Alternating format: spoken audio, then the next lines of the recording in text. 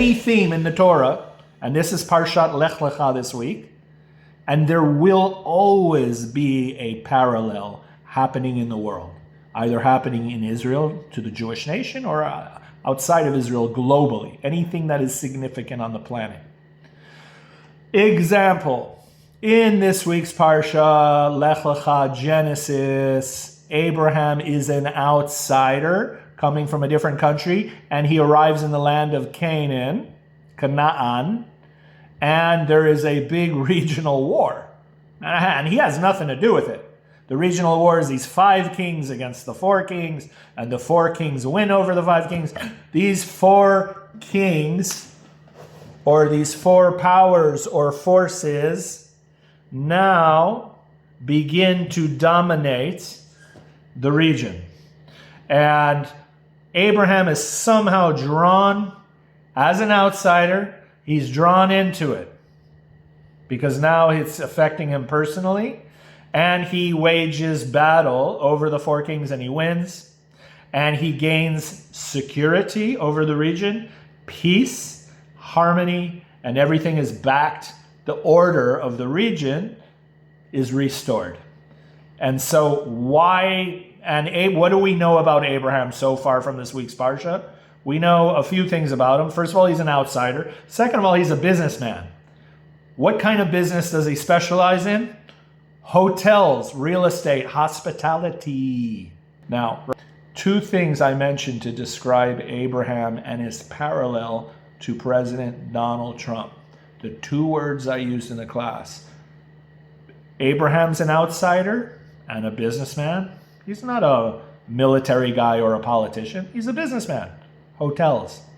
And by the way, in this week's Parsha, we learned that he has a stunningly gorgeous wife. Okay? So look at the parallels. An outsider, a businessman, stunningly gorgeous wife, meaning above average, and he gained his wealth through hotel industry. Huh? What?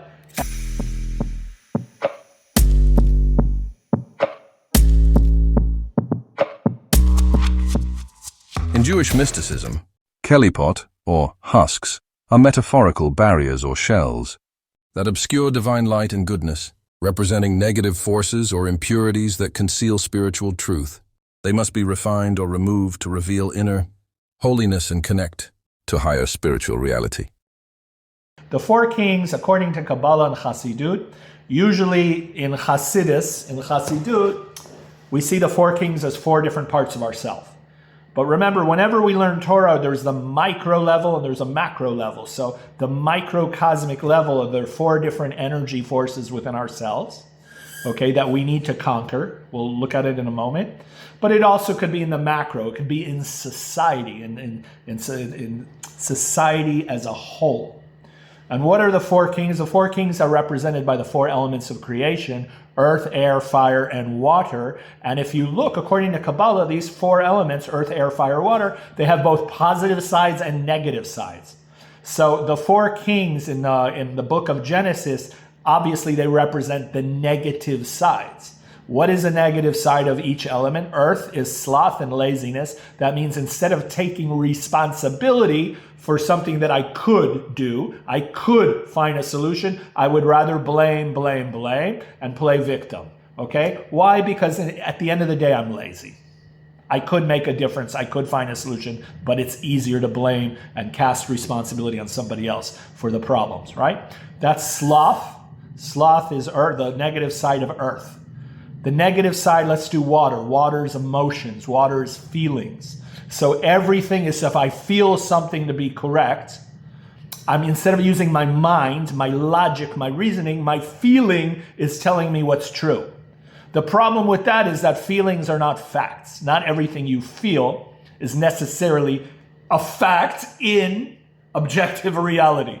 It's just you feel this way, so you rationalize because I feel this way. It must be true, right? And the stronger the feeling, the stronger it be true. Okay, this is all a form of manipulation. All right, so this is water. Air is intellect. Air is thoughts, because thoughts don't have forms, right? So it represents intellect. The negative side of the intellect, of course, is arrogance. because I know so much, because I'm an academic professor, because I represent the university world, that feeds agenda to the media, that feeds agenda to the public. And because I have knowledge, I falsely assume that knowledge equals wisdom, and it does not. Okay, air is just that. It's just air. You got ideas, you got knowledge, so what? I'm looking for wisdom. Do you have the wisdom to see and understand? Okay, and then finally we have, fire.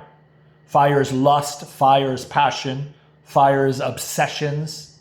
Okay, and what's happening in the American society when they decided to push God out, to replace meditation with medication, and to throw God out of the classrooms and out of the social conversation, right? God and religious people are bad, right? Okay, what's happening is you're left with an existential emptiness inside of you that needs to be filled with something.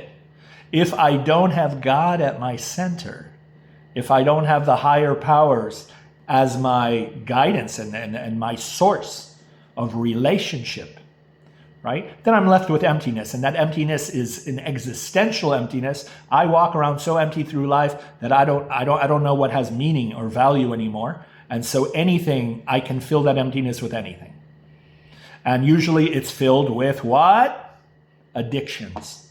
Addictions, there's hundreds of different kinds of addictions. You could have one main addiction, or you could be a portfolio addict, where you have different things to fill the empty hole, right? So what happens? Abraham comes. Abraham represents the soul, the one in charge.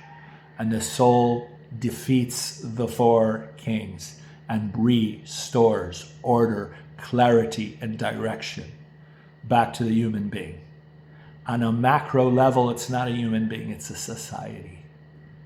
And yesterday, literally as we are learning this, Trump is elected as the new leader of the United States of America. And remember, during my class, I used two words to describe him and his connection to Abraham, the similarities between Abraham and Donald Trump. He's an outsider, and he's a businessman. After the class, we go on TV, I open up Fox News, and this is the first thing that I see. Faced so much adversity, it really woke up so many people to how corrupt the establishment is and how desperately we need an outsider like Donald Trump, a businessman who will get things done and who will fight for all Americans. Caroline, so here's the... Coincidence? No. In Judaism, we say there's no such thing as coincidences. Everything is a sign from heaven, and God wants us to read the signs.